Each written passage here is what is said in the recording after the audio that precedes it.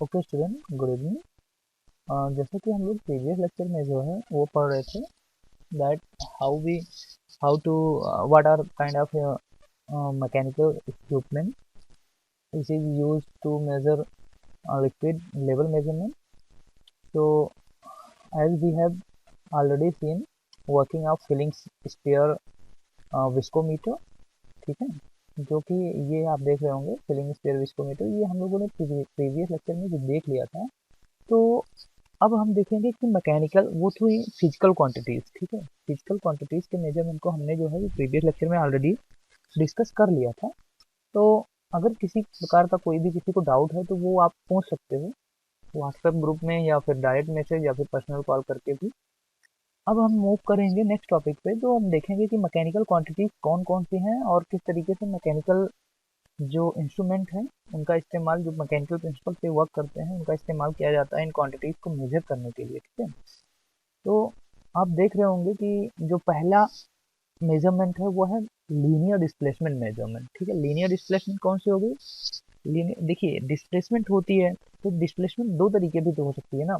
एक तो straight line में डिस्प्लेसमेंट हो, है ना, कि एक फिक्स डायरेक्शन में उसकी डायरेक्शन जो है वो बार बार चेंज ना होती रहे। अगर वो 90 डिग्री पे आपके पोजीशन से 90 डिग्री पे जा रहा है तो वो डिस्प्लेसमेंट आपके पोजीशन से 90 डिग्री पे ही मेजर की जाए, तो वो हो गई लीनियर डिस्प्लेसमेंट। अगर डिस्प्लेसमेंट के साथ साथ उसकी डायरेक्शन चेंज होती है तो वो फिर लीनियर डिस्प्लेसमेंट ना होके, ठीक है, फिर वो अदर फॉर्म में हो जाएगी। तो अगर हमें लीनियर डिस्प्लेसमेंट, बेसिकली समझिए, लीनियर डिस्प्लेसमेंट अगर मेजर करना हो तो उसके लिए हम क्या करते हैं कि डिफरेंट टाइप के आप ट्रांसड्यूसर यूज करते हैं, जिसमें स्ट्रेन गेज, एलवीडीटी या पीजो इलेक्ट्रिक, फोटो इलेक्ट्रिक, तो ये सब जो है ये सारे जो है हमने पढ़ रखे हैं। जैसे आपने देखा भी होगा वहाँ पे जब हम एलवीडीटी देखते हैं तो उसमें लीनियर जो डिस्प्लेसमेंट होता है उसके मूवमेंट को हम रीड करते हैं बिना वोल्टेज डिफरेंस, है ना। प्राइमरी ट्रांसड्यूसर जो होता है हमारा वो क्या होता है, जो कॉइल्स के बीच में मूवमेंट होती है उसको हम सेंस करते हैं ना। तो कुल मिला के हम लीनियर डिस्प्लेसमेंट को क्या करते हैं, वोल्टेज में कन्वर्ट करके उसको रीड आउट करते हैं, तो हमें ये पता लग जाता है कि कितना फोर्स अप्लाई हुआ है। तो जो विलोज होते हैं वो प्राइमरी ट्रांसड्यूसर के रूप में काम करते हैं, जो हमारी मैग्नेटिक कॉयल होती है इसके अंदर जो क्या नाम है आयरन कोर मूव करती है वो हमारा सेकेंडरी होता है। तो ये सब आप देख चुके हैं प्रीवियस क्लासों में, हमने इसे डिस्कस कर लिया है। फिर भी अगर अपार्ट ऑफ दिस अगर किसी को भी डाउट है, कोई भी लीनियर डिस्प्लेसमेंट कैसे मेजरमेंट होते हैं या किस प्रिंसिपल पे होते हैं, या किसी भी इंस्ट्रूमेंट को लेके अगर कोई डाउट है तो आप नेक्स्ट लेक्चर में जो है वो डिस्कस हम करेंगे। या नेक्स्ट लेक्चर में क्या आप कभी भी पर्सनली कॉल करके पूछ सकते हैं, क्योंकि ये चीज़ें डिस्कस ऑलरेडी हो चुकी हैं, ठीक है।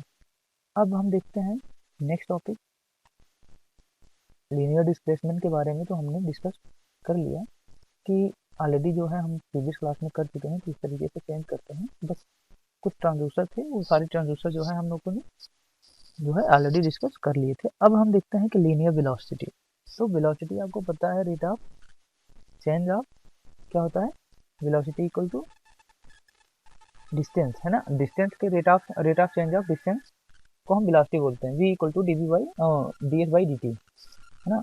तो जिस तरीके से हमारा जो डिस्टेंस है वो जिस रेट में चेंज होता है उसको हम वेलोसिटी कहते हैं। तो देखिए इसको हम मेजर करने के लिए क्या करते हैं, डिफरेंट जो है वो ट्रांसड्यूसर का इस्तेमाल किया जाता है, जो कि वेलोसिटी ट्रांसड्यूसर होते हैं, वो हमको वेलोसिटी का मेजरमेंट करके बताते हैं, जिसमें से दो ट्रांसड्यूसर बेसिकली आपके ज़्यादातर यूज होते हैं, है ना।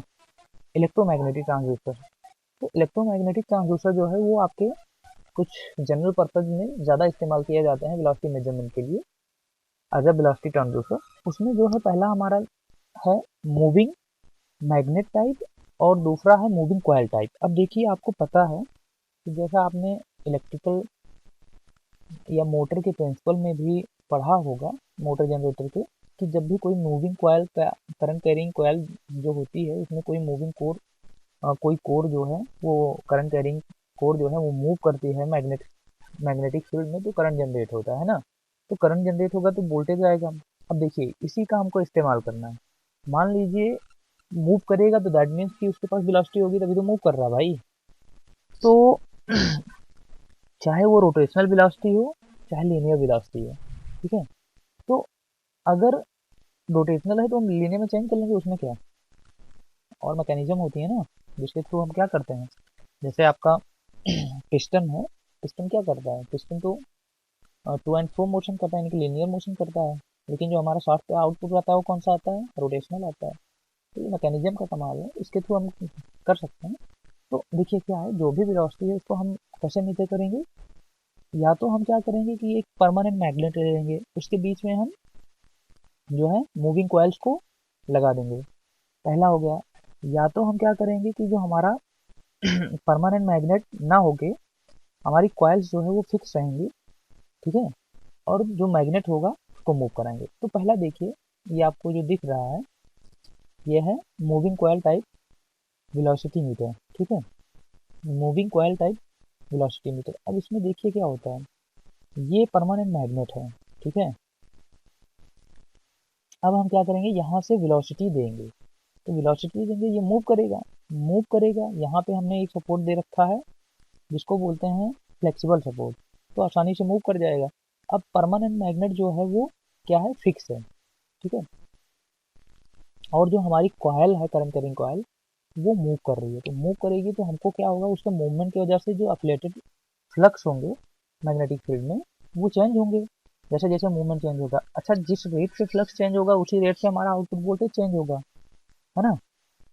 तो जैसे जैसे हमारा फ्लक्स जो है मूवमेंट की वजह से चेंज होता है, उस हिसाब से हमारा आउटपुट वोल्टेज चेंज होता है, और हम कैलिब्रेटेड स्केल पे जो है उस आउटपुट वोल्टेज को पढ़ते हैं और ये पता कर सकते हैं कि हमारी जो मूविंग रेट है या मूवमेंट का रेट है वो कितना है, सॉरी, मूवमेंट का रेट नहीं, डिस्प्लेसमेंट का रेट कितना है, या क्या नाम है, डिस्टेंस का रेट कितना है, ठीक है, दैट मीन्स की वेलोसिटी इनडायरेक्टली। तो इस हिसाब से हम जो है वो आसानी से देख सकते हैं, ठीक है। और देखिए क्या होता है,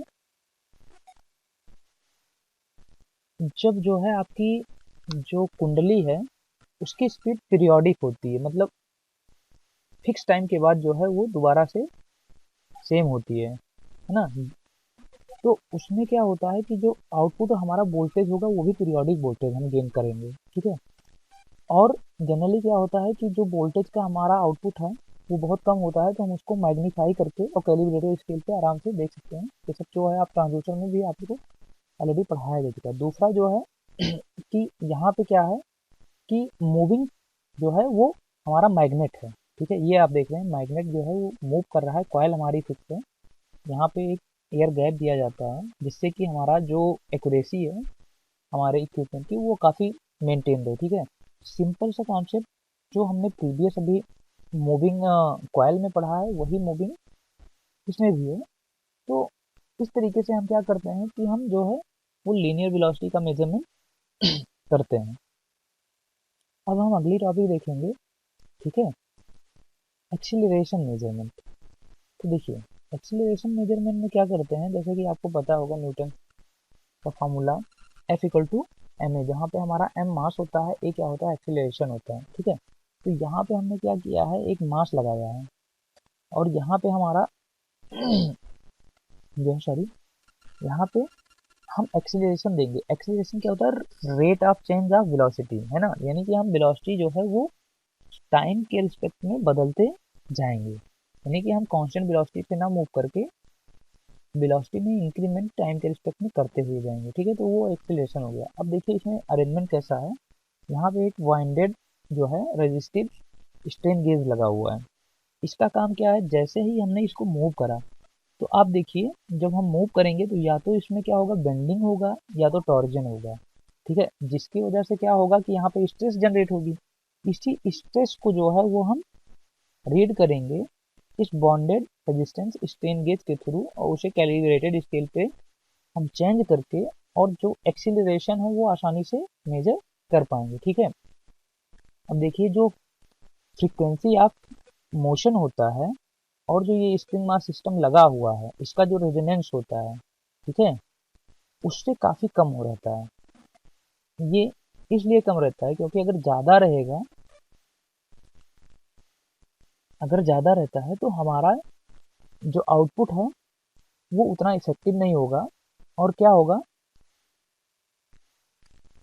कि जो आपकी स्प्रिंग मास सिस्टम का जो रेजोनेंस है अगर उससे ज़्यादा हो जाएगा तो फिर हम आउटपुट को मेजर ही नहीं कर पाएंगे, ठीक है। हम एबल ही नहीं होंगे पता लगाने में कि हमारा एक्सीलरेशन कितना है। और आपको पता है जो ये बेसिक इसका प्रिंसिपल यही है कि जो इसमें स्ट्रेस जनरेट होती है या जो इसका एक्सीलरेशन की फ्रीक्वेंसी है वो इससे जो हमारा रेजोनेंट होता है, स्प्रिंग मास सिस्टम का रेजोनेंस होता है, जो हमारा ये बॉन्डेड वायर स्ट्रेन गेज लगा हुआ है वो आसानी से मेजर करता है और उसको कैलिब्रेटेड स्केल पे आउटपुट के रूप में भी बता देता है कि हमारा एक्सीलरेशन कितना है। अब देखिए नेक्स्ट मूव करते हैं जो है वो है हमारा स्पीड मेजरमेंट, ठीक है। अब स्पीड मेजरमेंट के लिए आपने देखा होगा लैब में भी टैकोमीटर एक होता है जिसको हम जैसे शाफ्ट वगैरह जो रहती हैं उस पर क्या करते हैं, उसके सामने फ्लैश होती है एक लाइट और वो बता देता है कि हमारा कितना आरपीएम से रोटेट हो रहा है, ठीक है। तो दो टाइप के होते हैं, एक मैकेनिकल होता है जिसका कहीं भी आप जनरली इस्तेमाल बहुत कम देखते होंगे, बेसिकली हमारा जो होता है वो इलेक्ट्रिकल टैकोमीटर का ही इस्तेमाल किया जाता है, ठीक है। अब देखिए इलेक्ट्रिकल टैकोमीटर में भी दो टाइप के होते हैं, एक होता है एसी और दूसरा होता है डीसी, ठीक है। अब इसमें क्या होता है कि जो भी हमारा एक क्या बोलते हैं, ये एक टाइप का ट्रांसड्यूसर होता है, ठीक है।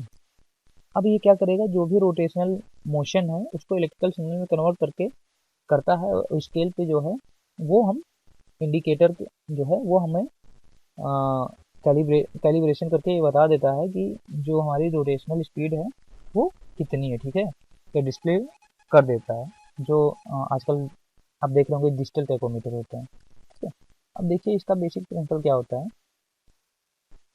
जो हमारा टैकोमीटर होता है यहाँ पे आप देख रहे होंगे यहाँ पे कई कुंडलियाँ लगी होती हैं, ठीक है। और वो क्या करती हैं कि वो रोटेट नहीं करती हैं, वो फिक्स रहती हैं।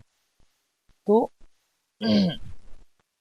ये जो स्टेटर कॉयल होती है इसमें कई कुंडलियाँ होती हैं। अब क्या करते हैं कि जो हमारा शाफ्ट जिसको मेजर करना होता है उसको हम इसके बीच में रखते हैं, ठीक है। अब यहाँ पे रखने के बाद हम क्या करेंगे, इस पर एक परमानेंट मैग्नेट लगा देते हैं। अब सिंपल सा जैसे आपने प्रीवियसली देखा था कॉन्सेप्ट वही है कि ये आपका स्टेटर हो गया, ठीक है। यहाँ पे नॉर्थ और साउथ पोल होती हैं। अंदर जो मूविंग कॉयल होता है उससे परमानेंट मैग्नेट होता है, जो मैग्नेट मूव करेगा तो इसके जो अपलेटेड फ्लक्स हैं उसको कट करेगा, ठीक है। और कट करेगा तो हमारा वोल्टेज जनरेट होगा। वोल्टेज को क्या करेंगे हम, जो ये एसी वोल्टेज होगा इसको हम वोल्ट मीटर पे रीड करके और ये बताएंगे, पता कर लेंगे कि इसकी रोटेशनल स्पीड कितनी है, ठीक है। बहुत सिंपल सा फंडा है। और सेम यही चीज़ डीसी में होता है कि इसमें जो आपका परमानेंट मैग्नेट होता है, आपने घोड़ी की नाल देखी होगी ना, सी शेप की होती है, उस टाइप का कुछ होता है। तो उसके बीच में क्या करते हैं, हम शाफ्ट को रोटेट कराते हैं और जो इससे जनरेट होने वाली वोल्टेज होती है पल्सेटिंग वोल्टेज, या जो पल्सेटिंग मतलब जो जो क्या नाम है, पल्स के रूप में जिसका ग्राफ होता है ना, चेंज होती रहती है, ठीक है। जो एम्पलीट्यूड होता है वो फिक्स नहीं होता है। तो जैसे जैसे स्पीड हमारी बढ़ेगी वो वोल्टेज भी उस हिसाब से चेंज होता रहेगा, डायरेक्टली प्रोपोर्शनल होता है, ठीक है। तो इस तरीके से क्या होता है कि हम मैग्नेटिक फील्ड में जो है, अब देखिए जब रोटेशन होता है, जैसे जो आपका परमानेंट मैग्नेट हुआ वो घोड़े की नाल की शेप का होता है, तो बीच में जो आपका शाफ्ट रोटेट करता रहता है उसका उसको क्या करते हैं कि उनके बीच में जो एयर गैप होता है, जितना आप वो एयर गैप मेंटेन कर पाएंगे, ठीक है, उतना अच्छा जो है वो हमको एक्यूरेट रिजल्ट, इससे जो है एक्यूरेसी इस इक्विपमेंट की वो बढ़ाने में हेल्पफुल होगा, ठीक है। तो इस हिसाब से क्या करेंगे कि हम जो है रोटेशन को मेजर कर लेंगे। नेक्स्ट टॉपिक आपका है स्ट्रैबोस्कोप। ये भी एक तरीके से इलेक्ट्रोमैकेनिकल आप कह लीजिए, ये इक्विपमेंट है जो कि क्या करता है कि आपके टैकोमीटर के तरीके ही रोटेशन स्पीड को मेजर करता है, ठीक है। अब इसमें क्या होता है, देखिए इसके वर्किंग पे थोड़ा सा हम फोकस करेंगे कि इसकी वर्किंग कैसे होती है। देखिए इसमें क्या होता है,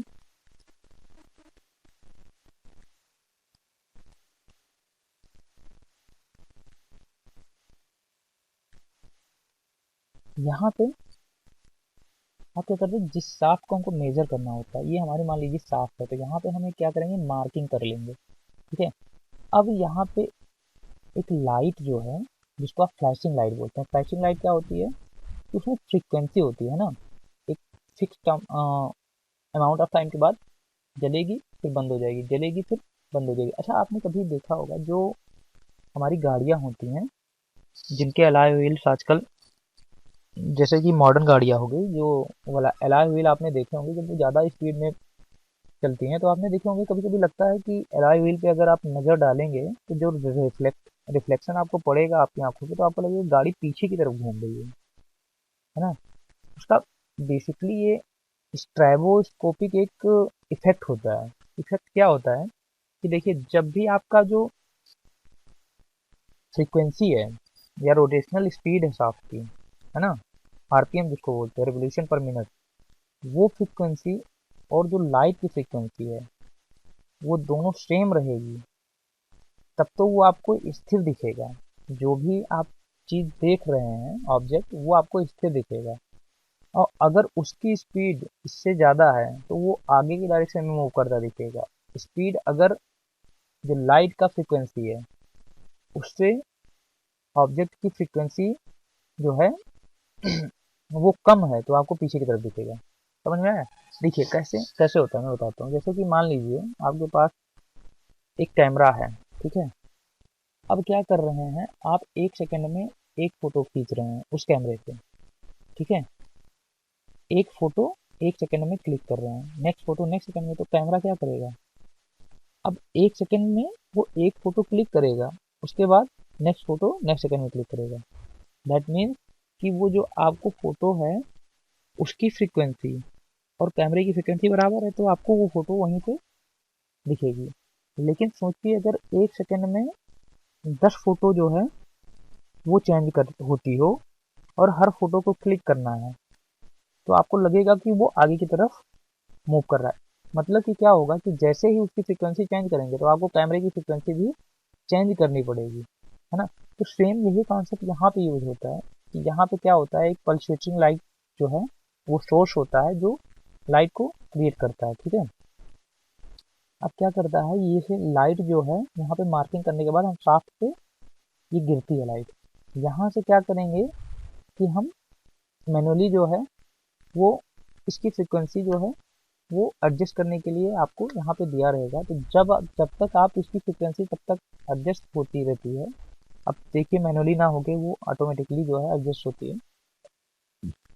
तो जैसे ही इसकी फ्रीक्वेंसी और इस लाइट की फ्रीक्वेंसी और इसके आरपीएम के बराबर होगी, ये लाइनिंग जो है, ये मार्क आपको स्ट्रेट दिखेगा, मूव नहीं होता हुआ दिखेगा। दैट मीन्स स्ट्रेट दिखेगा, यानी कि इसकी फ्रीक्वेंसी जो है इससे मैच हो गई है और वही उसका आरपीएम हो गया। लेकिन अगर इसकी फ्रीक्वेंसी इससे ज़्यादा है तो ये आपको पीछे दिखेगा, लेकिन इसकी फ्रीक्वेंसी अगर इससे कम है तो ये आपको आगे की तरफ मूव होता हुआ दिखेगा।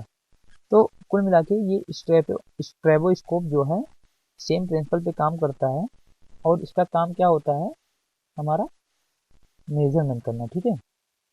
तो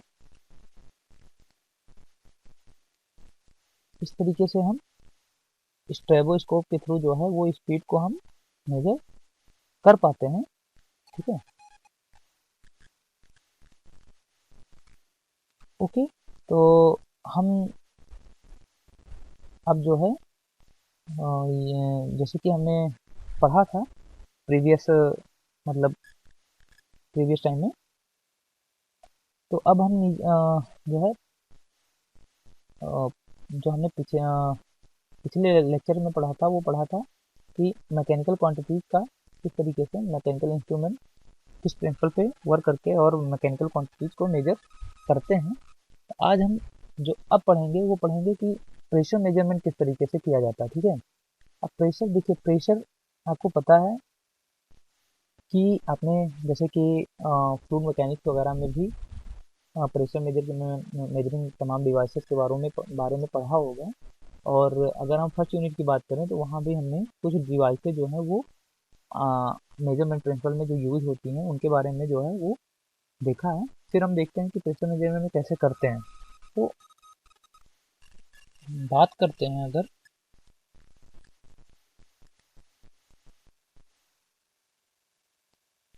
प्रेशर मेजरमेंट की